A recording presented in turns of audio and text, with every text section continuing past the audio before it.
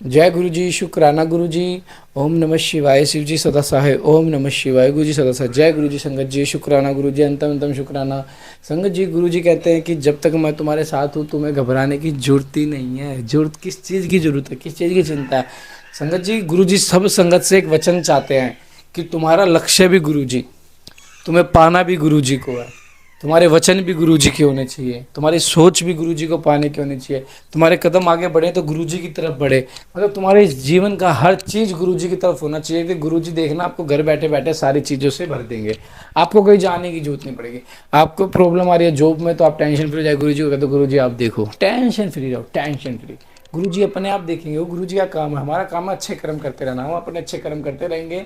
हमें कर्मों को, अपने कर्मों को अच्छे से बचा के रखना, हमें अपने कर्मों को बुरा नहीं रखना। अपने अच्छे कर्म हमें संभाल के रखने हैं ताकि हमें जल्दी से जल्दी वो चीज़ मिल पाए जिस चीज़ के लिए हम गुरु जी को अरदास करते हैं। कर्म अच्छे रखेंगे तो अच्छी चीज़ें होंगी, कर्म अच्छे रखेंगे तो अच्छे अच्छे भाव आएंगे, कर्म अच्छे रहेंगे तो हमें गुरु जी मिलेंगे, कर्म अच्छे होंगे तो हमें गुरु जी का आशीर्वाद मिलेगा, कर्म अच्छे होंगे तो हमारे घर से पितृ दोष भी दूर होगा। और संगत जी, जब पितृ दोष दूर होगा, पितृ खुश होंगे तो हमारे काम अपने आप बनने लग जाएंगे। गुरु जी की जय जयकार करो, गुरु जी का शुक्राना करो, गुरु जी के दर्शन करो, जितना सत्संग हो सकता है उतना शेयर करो, जितने आपके पाठ सुन सकते हो उतने पाठ सुनो। जय गुरु जी, शुक्राना गुरु जी। जय गुरु जी। पाशुपति व्रत की विधि महिमा था भस्म धारण की महता।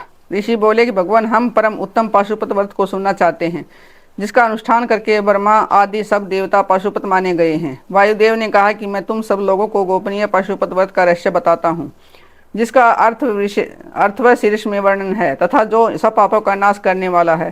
चित्रा से युक्त पूर्णमासी इसके लिए उत्तम काल है।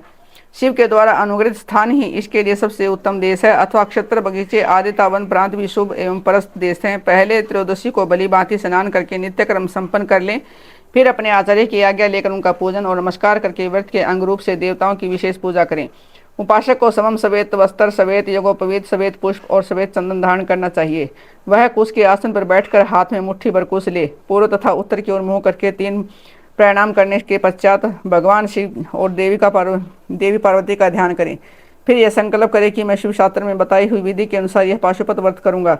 वह जब तक शरीर गिर न जाए तब तक के लिए, तथा 12, 6 या 3 वर्षों के लिए, तथा 12, 6, 3 या 1 महीने के लिए, अथवा 12, 6, 3 या 1 दिन के लिए व्रत की दीक्षा लें।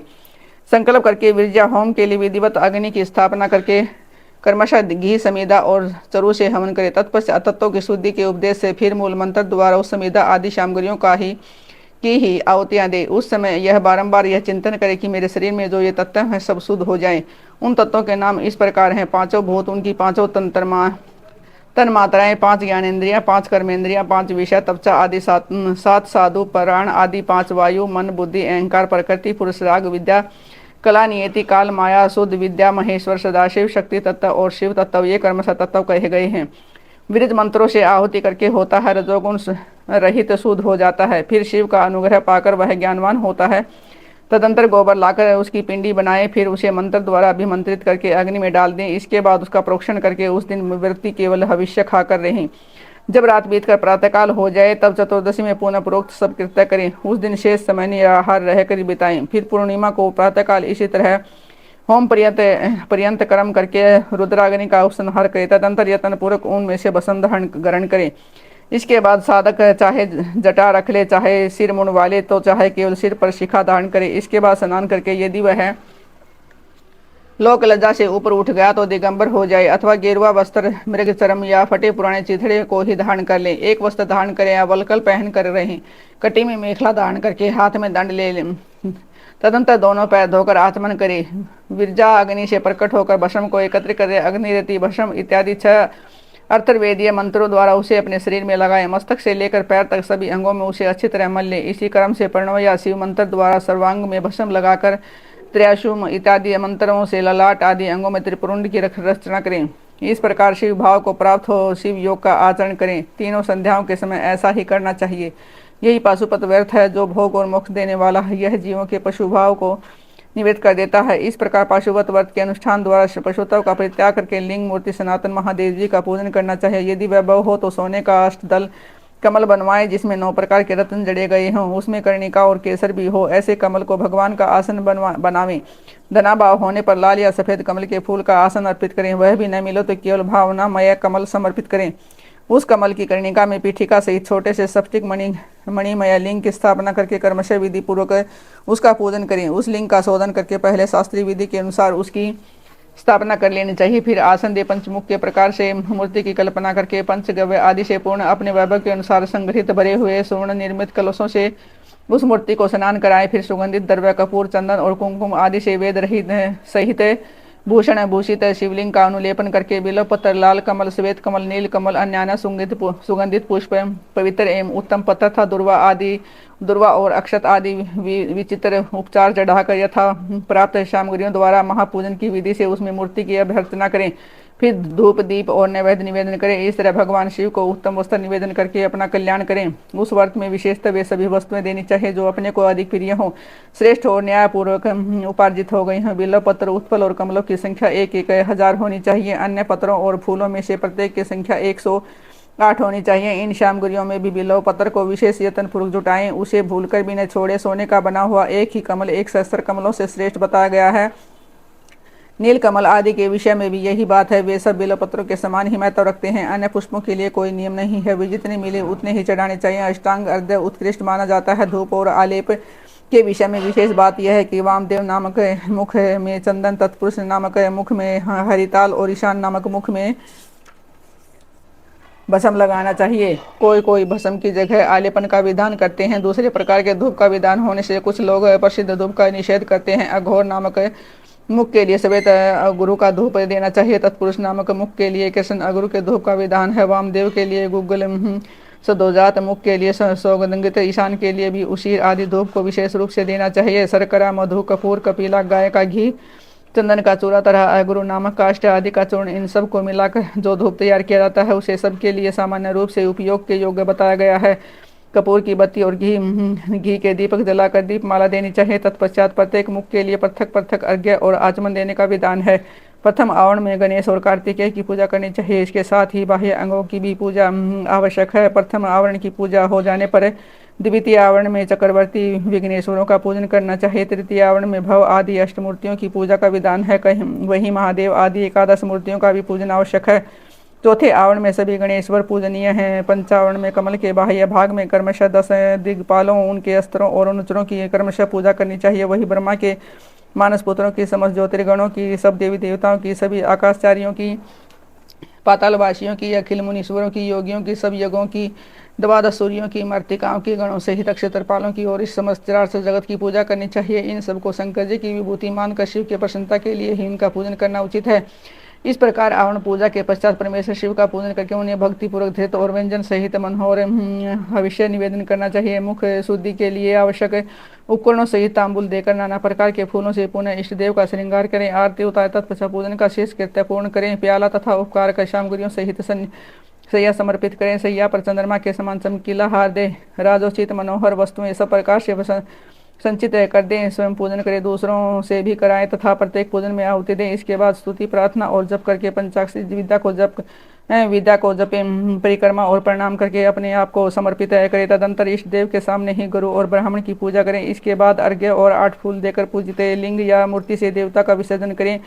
फिर अग्निदेव का भी विसर्जन करके पूजा समाप्त करें। मनुष्य को चाहे कि प्रतिदिन इसी प्रकार पूर्वोक्त रूप से सेवा करे। पूजन के अंत में स्वर्णमय कमल तथा अन्य सब उपकरणों सहित इस शिवलिंग को गुरु के हाथ में दे दे अथवा शिवालय में स्थापित कर दें। गुरुओं, ब्राह्मणों तथा विशेषतः व्रतधारियों की पूजा करके सामर्थ्य हो तो भक्त ब्राह्मणों तथा दीनों और अनाथों को भी संतुष्ट करे। स्वयं उपवास में असमर्थ होने पर फल फूल खाकर या दूध पीकर रहें अथवा अभिनाक से भोजी हो या एक समय भोजन करे। रात को प्रतिदिन परिमित भोजन करे और पवित्र भाव से भूमि पर ही सोएं।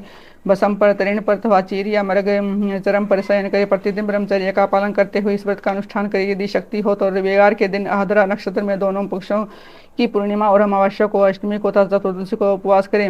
मन, वाणी और क्रिया द्वारा संपूर्ण प्रयत्न से पाखंडी, पतित, रजसवला, स्त्री, मृतक, सूतक में पड़े हुए लोग तथा अत्यंत आदि के संपर्क का त्याग करें, निरंतर क्षमा दान दया सत्य भाषण और अहिंसा में तत्पर रहें, संतुष्ट और शांत रहकर जप और ध्यान में लगा रहें, तीनों काल स्नान करें अथवा भस्म स्नान कर ले, मन वाणी और क्रिया द्वारा विशेष पूजा किया करें। इस विषय में अधिक कहने से क्या लाभ है? व्रतधारी पुरुष कभी अशुभ आचरण न करे, प्रमादवश यदि वैसा आचरण बन जाए तो उसके गुरु लाघव का विचार करके उसके दोष का निवारण करने के लिए पूजा होम और जप आदि के द्वारा उचित प्रायश्चित करें। व्रत की समाप्ति पर्यंत भूलकर भी अशुभ आचरण न करे। संपत्ति हो तो उसके अनुसार गोदान उत्सर्ग और पूजन करें। भक्त पुरुष निष्काम भाव से शिव की प्रतीति के लिए सब कुछ करें। यह संक्षेप से इस व्रत की सामान्य विधि कही गई है।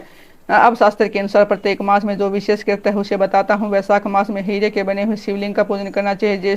ज्येष्ठ मास में मरकत मणिमय शिवलिंग की पूजा करनी उचित है। आषाढ़ मास में मोती के बने हुए शिवलिंग को पूजनीय समझे। श्रावण मास में नीलम का बना हुआ शिवलिंग पूजने के योग्य है। भद्रपद मास में पूजन के लिए पद्मराग मणिमय शिवलिंग को उत्तम माना गया है। आविशन मास में गोमदेव मणि के बने हुए शिवलिंग को उत्तम समझे। कार्तिक मास में मूंगे के और शीर्ष मास में वैदुर्य मणि के बने हुए लिंग की पूजा का विधान है। पौष मास में पुष्पराग मणि के तथा माघ मास में सूर्यकांत मणि के लिंग का पूजन करना चाहिए। फाल्गुन मास में चंद्रकांत मणि के और चैत्र मास में सूर्यकांत मणि के बने हुए लिंग के पूजन की विधि है। अथवा रत्नों के न मिलने पर सभी मास में स्वर्ण में लिंग का ही पूजन करना चाहिए। स्वर्ण के अभाव में चांदी तांबे पत्थर मिट्टी लाहा तथा या किसी वस्तु को जो सुलभ हो लिंग बना लेना चाहिए। अथवा अपनी रुचि के अनुसार सर्वगंधमय लिंग का निर्माण करे। व्रत की समाप्ति के समय नित्य कर्म पूर्ण करके पूर्ववत विशेष पूजा और हवन करने के पश्चात आचार्य का अथवा विशेष व्यक्ति ब्राह्मण का पूजन करे। फिर आचार्य की आज्ञा ले पूर्व या उत्तर की ओर मुख करके उस आसन पर बैठकर हाथ में कुशाले प्राणायाम करके शाम सदाशिव का ध्यान करते हुए यथाशक्ति मूल मंत्र का जप करें। फिर पूर्ववत आज्ञा ले हाथ जोड़कर नमस्कार करके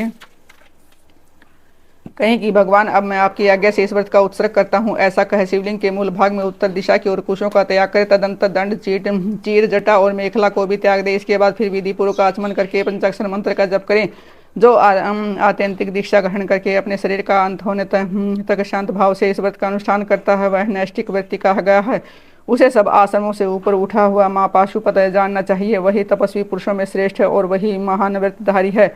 जो 12 दिनों तक प्रतिदिन विधि पूर्वक इस व्रत का अनुष्ठान करता है वह भी नैष्टिक के ही तुल्य है, क्योंकि उसने तीव्र व्रत का आश्रय लिया है। जो अपने शरीर में घी लगाकर व्रत के सभी नियमों के पालन में तत्पर हो, 2-3 दिन या 1 दिन भी इस व्रत का अनुष्ठान करता है वह भी कोई नैष्टिक ही है। जो निष्काम होकर अपना परम कर्तव्य मानकर अपने आप को शिव के चरणों में समर्पित करके इस उत्तम व्रत का सदा अनुष्ठान करता है उसके समान कोई नहीं है। विद्वान ब्राह्मण भस्म लगाकर महापातक जनित अत्यंत दारुण पापों से भी तत्काल छूट जाता है, इसमें संशय नहीं है। रुद्राग्नि का जो सबसे उत्तम वीर्य है वह भस्म कहा गया है। अतः जो सभी समयों में भस्म लगाए रहता है वह वीर्यवान माना जा गया है। भस्म में निष्ठा रखने वाले पुरुष के सारे दोष उस भस्माग्नि के संयोग से दग्ध होकर नष्ट हो जाते हैं। जिसका शरीर भस्म स्नान से विशुद्ध या भस्मनिष्ठ कहा गया है उसके सारे अंगों में भस्म लगा हुआ है। जो भस्म से प्रकाशमान है, जिसने भस्म में त्रिपुंड लगा रखा है तथा जो भस्म से स्नान करता है वह भस्मनिष्ठ माना गया है। भूत प्रेत पिशाच अन्य अत्यंत दुष्य रोग भी भस्मनिष्ठ के निकट से दूर भागते हैं, इसमें संशय नहीं है। वह शरीर को भाषित करता है इसलिए भसित कहा गया है तथा पापों का भक्षण करने के कारण उसका नाम भस्म है। भूति कारक होने से उसे भूति या विभूति भी कहते हैं। विभूति रक्षा करने वाली है अतः उसका नाम रक्षा भी है। भस्म के महात्मा को लेकर यहाँ और क्या कहा जाए। भस्म से स्नान करने वाला व्यक्ति पुरुष साक्षात महेश्वर देव कहा गया है। यह परमेश्वर संबंधी भस्म शिव भक्तों के लिए बड़ा भारी अस्त्र है, क्योंकि उसने धौम्य मुनि के बड़े भाई अपमन्यु के तप में आई हुई आपत्तियों का निवारण किया था। इसलिए सर्वथा प्रयत्न करके पाशुपत व्रत का अनुष्ठान करने के पश्चात हवन संबंधी भस्म का धन के समान संग्रह करके सदा भस्म स्नान में तत्पर रहना चाहिए। जय गुरु जी, शुक्राना गुरु जी, संगत जी गुरु जी का अंतम शुक्राना। संगत जी गुरु जी ने किस तरह व्रत की विधि बताई है इसको आप ध्यान से सुनना। अगर कोई भी करना चाहे तो उसको बिल्कुल अच्छे से पालन करना इस विधि का, जब भी आपका व्रत संपूर्ण होगा और गुरु जी आपको ब्लेस करेंगे, जरूर करेंगे। गुरु जी की ब्लेसिंग आपको हर वक्त मिलेगी। गुरु जी ऐसा कोई दिन नहीं है कि गुरु जी आपको ब्लेस ना करें। गुरु जी की ब्लेसिंग लेने के लिए आपको कुछ नहीं करना, सिर्फ गुरु जी से अरदास करनी है कि गुरुपा हमने आपको 100% सरेंडर कर दिया, अब आप जानो, आपका काम जाने, हमें उतारो, पार उतारोगे या तैराते रहोगे, जो आपको करना है वो आप कीजिए। अब हमने तो जो करना था वो कर दिया, हमने 100% गुरु पाप को सरेंडर कर दिया। जय गुरु जी, शुक्राना गुरु जी।